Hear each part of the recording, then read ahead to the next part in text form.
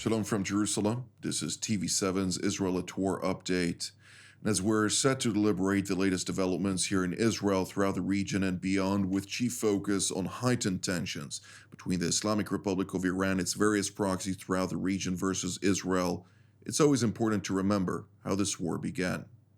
322 days ago, on October 7th of 2023, the Islamist Hamas organization, alongside other Palestinian terror organizations in the Gaza Strip, launched a surprise onslaught on southern Israel, declaring war by perpetrating a massacre, murdering some 1,200 mostly civilians, wounding over 4,800 others, and kidnapping 246 people, including elderly, men, women, children, and infants.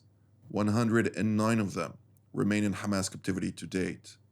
Subsequently, the next day, on October 8th of last year, Iran practically joined the war when it greenlighted its proxy in Lebanon to launch cross-border attacks against Israel.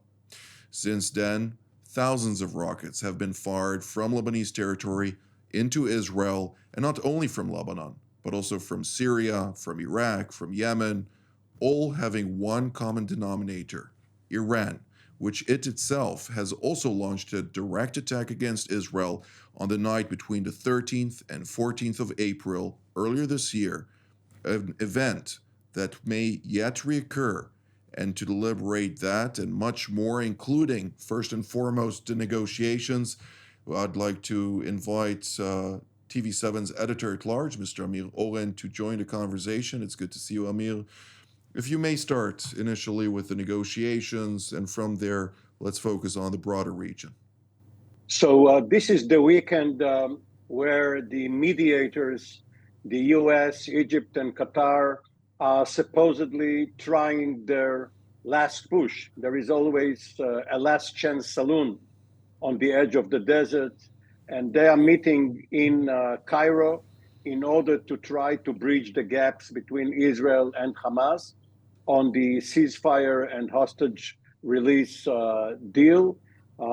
CIA Director Bill Burns and his colleague from the National Security Council, Brett McGurk, are representing the United States. This is a very high-level and knowledgeable duo. Maybe they will get something done. In the meantime, fighting goes on in various sectors of Gaza.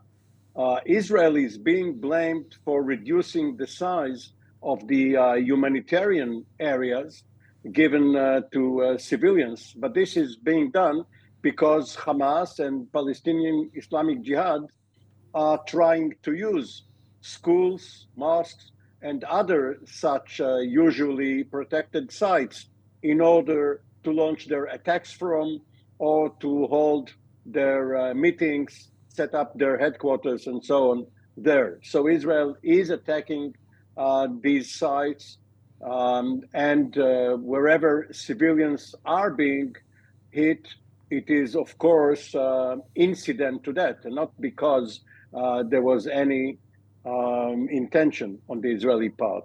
There are strikes and counterstrikes on the Lebanese border. The Israeli Air Force is specifically focusing on people who are affiliated with Hezbollah's rocket and drone units. And indeed, some of those have been taken out in recent hours.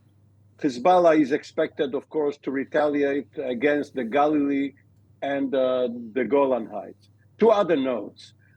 In the Red Sea, a tanker, Soyunion, has been struck by the Houthis. There is this risk of environmental danger because 150,000 tons of crude oil are there on the tanker, and the Houthis may very well damage the Yemenite coast and other parts of the Red Sea. The last point is that there is this friction within the Israeli government between the head of Shabak, the Internal Security Agency, and the Minister of Defense on the one hand, and the Minister of National Security, actually the police, Itamar Ben-Gvir, on the other, with the first two blaming Ben-Gvir for supporting Jewish terrorists on the West Bank who are making not only life unbearable for the Palestinian population, but also making it very, very difficult for the Israeli security forces who are stretched thin in their legitimate missions anyway. Thank you, Mr. Oren. Before we focus on the Lebanese front, which is very important, of course, I'd like first to turn to Washington, D.C., where we're joined by retired Brigadier General Mark Kimmett, formerly an Assistant Secretary of State for Political Military Affairs. It's good to see you, General. I'd like to start by quoting the U.S. Ambassador to the United Nations, Linda Thomas-Greenfield, who spoke yesterday at the UN Security Council, during the course of which he said, "We now have a path forward to save lives, bring relief to the people of Gaza, gather hostages back home, and de-escalate regional tensions." Again, Israel has accepted the bridging proposal. Now, Hamas must do the same. What should we take out of this? Does the United States have leverage over Hamas, and what may we know about discussions behind closed doors right now undertaken, of course, as Mr. Owen has mentioned, with regard to trying to push forward the bridging outline proposed by the Biden administration? Jonathan, if these conversations are held behind closed doors, there's nobody on this panel that knows what they're saying. We can speculate what is being said. I think there is a disappointment, to say the least, at the role being played by Qatar and Egypt right now.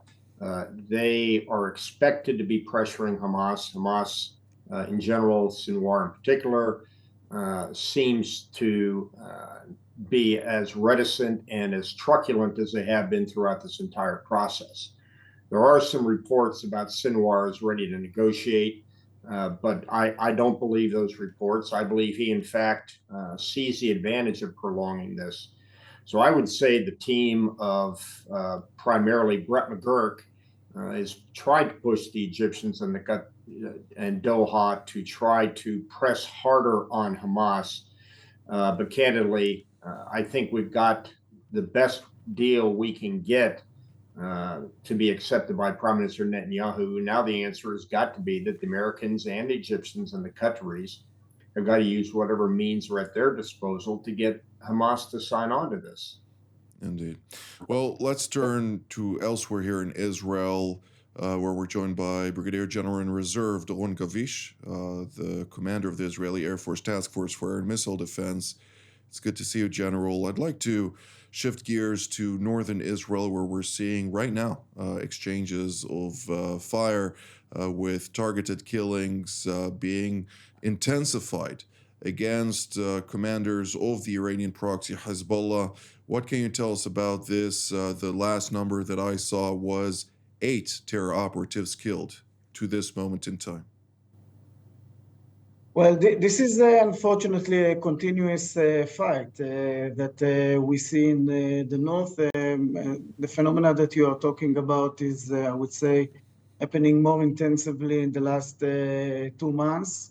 One of the significant leaders of the Hezbollah that were hit was the one who, I think what is interesting to say about him, this was 2 or 3 days ago, he was the one that was in charge to basically connect between Iran weaponry and the munitions and stuff like that would be basically smuggled into the West Bank and trying to start also terrorist activities coming from them, sponsored by Iran. So we see that everything is connected to everything, and mainly everything is connected to Iran. Whenever you go, you see that the connection is there. So this is what we've seen in the last days. Also attacks by the Hamas 2 days ago toward the city, the largest city in the Golan Heights, the city of Katzrin. we have to say that there is no base over there. They said that they attack bases, and there is no base in Hatzerin. There is only people that live there, same as we saw in Majd al-Shams. So the Hezbollah, unfortunately, is also pushing the boundaries. And we go back to the, what we're seeing, what we are saying for the last probably few months is that the question is really the strategic one. Israel decided that it is in the defense on the southern part of Israel, in the offense, on the southern part of Israel, and active defense in the northern part of Israel. And for those among us who live in the northern part of Israel, this is unbearable situation. Tens of thousands of them are refugees in their own country. They don't live there anymore. And the economy in the northern part of Israel is basically stopped. So this is something that we cannot continue with without shifting gears in the northern part of Israel. According to the United Nations Special Envoy for Lebanon, he gave a briefing the other day, and he did make available the numbers recorded by the world body, particularly roughly 200,000 citizens have been relocated since Hezbollah launched its unprovoked war of aggression against Israel on October 8th. 110 of them, 110,000 Lebanese that have been relocated elsewhere, and roughly 90,000 Israelis that have been relocated elsewhere. These are the, of course, figures that have been made public by the international body, but nonetheless, both sides are feeling the brunt from Iran's aggression. Let's put it out there. But nonetheless, Mr. Oren, we're seeing that there is a gradual climbing of escalation dominance on this ladder on both sides, as also General Gavish just mentioned. We're seeing the strikes deep inside Lebanon, particularly in the Baalbek or the Bekaa Valley area, with strategic munitions being targeted time and again, with visuals of those munitions, providing scenes of fireworks, of course, that have not been really at the forefront up until the last couple of weeks. What are we to expect within this context, since prospects for miscalculation in this tit-for-tat escalation or conflagration may cause yet again a broader escalation, not only versus Hezbollah, but potentially also beyond those bounds? Yes, of course. If one plays with explosives, it's very delicate, very sensitive. Each move can set off an explosion, even if it was only done for warning purposes, for deterrence. And as General Gavish mentioned, for the last 10 plus months, there has been a similar intensity in the war of attrition in the north, basically more of the same. What is happening now is still within the more of the same, but much more of the same. The two parties do not hit other targets in addition to those that were hit earlier, but they do it in such a fashion that sometimes there are more casualties. And the IDF is basically doing what it has done over the last decade on various fronts against against Daesh in Syria, against Hezbollah, against some militias in Syria. And that is what was called the campaign between the wars, with two particular goals. One is to degrade the forces hostile to Israel and acting against it, and the other to do it in such a fashion that it does not bring about a war. Now it's a seat of the pants. You can't really calibrate it. You can't do it scientifically. One other comment The Democratic National Convention has ended, and Israel can at least have some sigh of relief because the Democratic candidate, the nominee, Kamala Harris, did not pander to anti-Israeli extremists in the party. What we see is a continuity with the Biden administration. Now, some Israelis may not like this line, but at least Harris did not deviate from it. So in that sense, Israel at least avoided a loss if it cannot yet mark a win. Indeed. Well, let's shift from the Windy City to Washington, where we saw a press briefing yesterday by the Assistant Secretary of the Press at the Pentagon, Sabrina Singh, giving the area of the Red Sea a lot of attention. And one of the aspects that was discussed there was the targeting, of course, of the Greek-owned vessel, the oil tanker, which Mr. Oren referred to in his opening remarks. And General Kimmett, I'd like to ask you on this specifically. We're seeing there is an uptick of attacks against commercial vessels, and not only an uptick in those attacks, but also extensive efforts by the Islamic Republic to infiltrate, to integrate into Sudan, into Somalia, and to potentially also deliver additional munitions into those two countries.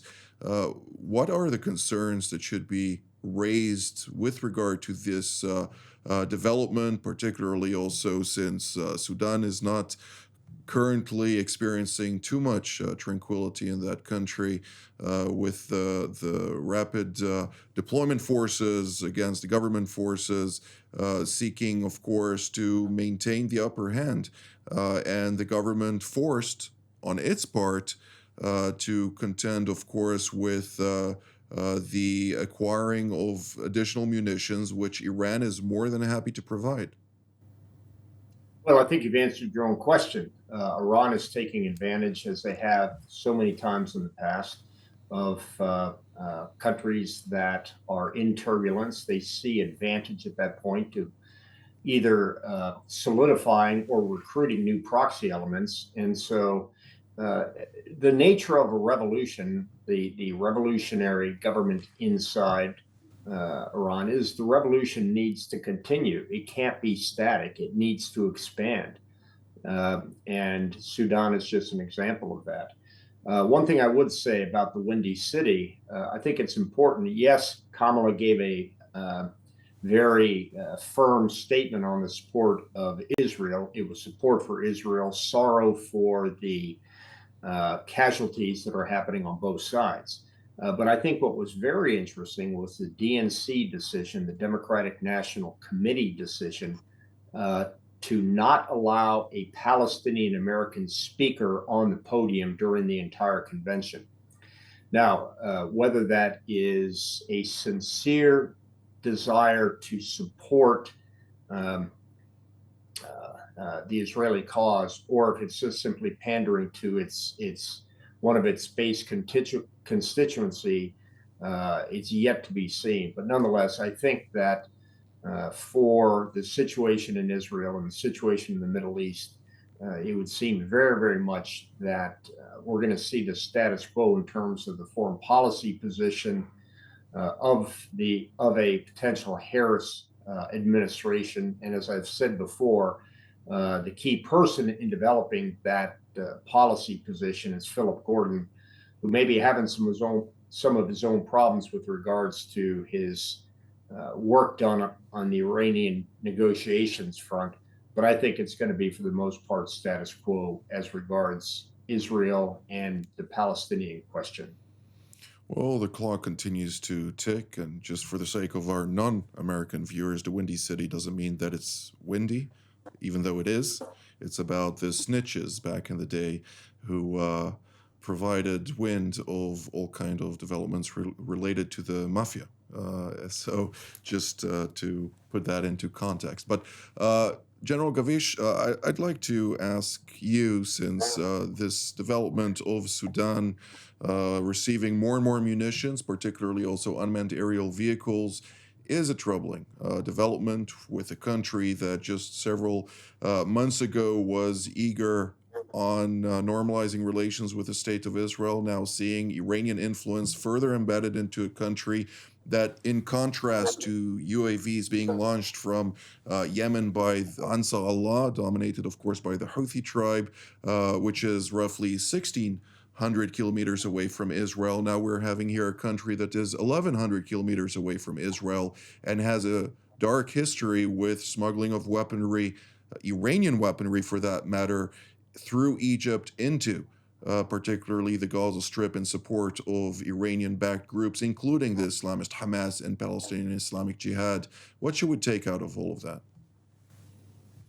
Well, Jonathan, this is a super important point because it really shows us again and again and again that the Iranian they have a plan, and they would continue with their plan unless someone will stop them.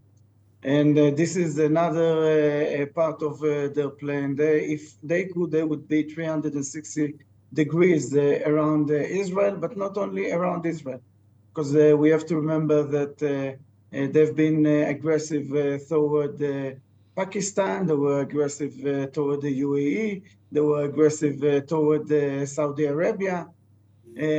So everything goes back to Iran. This is really the outcome of what you just mentioned, and it means that we cannot, as a Western world and the Western civilization, we cannot leave it like this. Something must be done with the Iranians, because we understand that they are the destabilizer of this region, but not only this region. The influence of the Iranians, we see them, unfortunately, also in Europe through the Russians, and then we see the UAVs in Ukraine. So very bad influence in this world, and something must be done with it. Not only in Europe, South America, across Africa, Niger. So we can go on and on and on and discuss these matters. But I'd like to revert one moment to General Kimmett and ask you about Iraq, where we saw clashes between the Iraqi armed forces and Hashd al-Shaabi in Baghdad. What can you tell us about those clashes? Is this a certain friction that is a cause of long-time tensions, or was this just a sporadic event at a Iraqi army roadblock that went out of hand? Yeah, I think it was the latter. As you know, the Hashd al-Shaabi are in many ways, whether they're underneath government control or outside of government control, still maintain a great deal of respect from the average Iraqi on the street. Now, they certainly understand they're crooks, they understand they're a mafia, but it's almost as if they're our mafia. They've been shaking down the average citizen, but they still live under this glorious time of being the first ones to the battlefield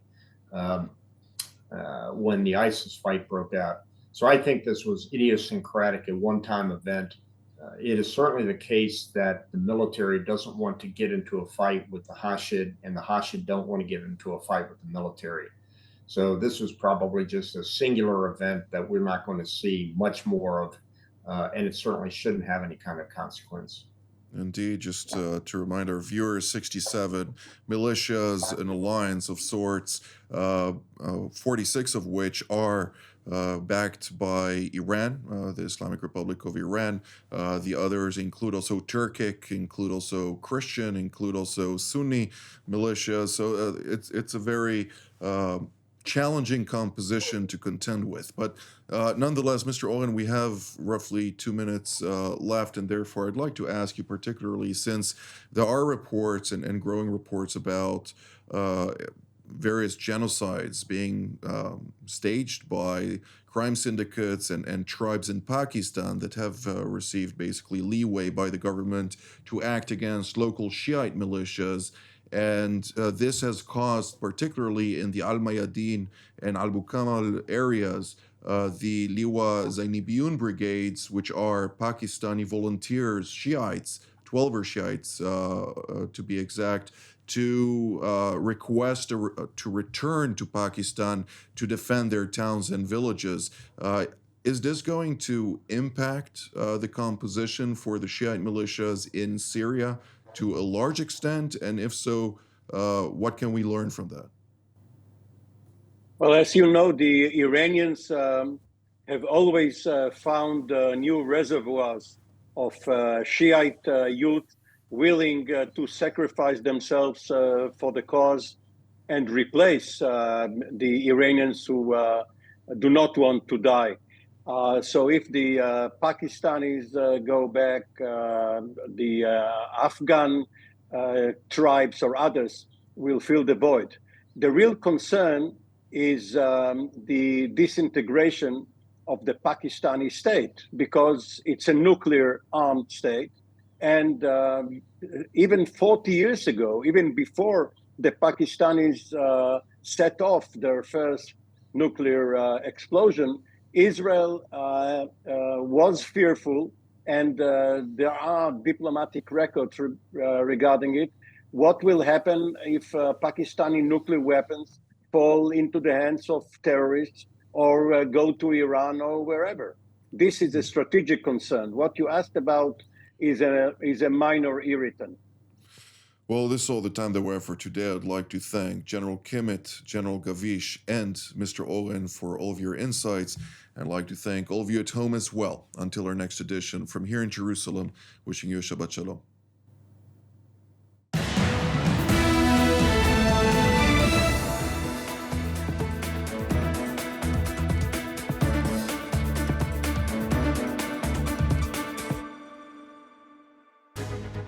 My name is Doron Gavish, and my background, 30 years of serving in the Israeli Air Force. My last job, I was the commander of the Israeli Air and Missile Defense during the introduction of the Iron Dome to the defense of Israel. All of this allows me really to be part of the team here in TV7. It is super important to have such a platform. We talk about the global situation, we talk about Israel, and those different angles which are relevant to the discussion.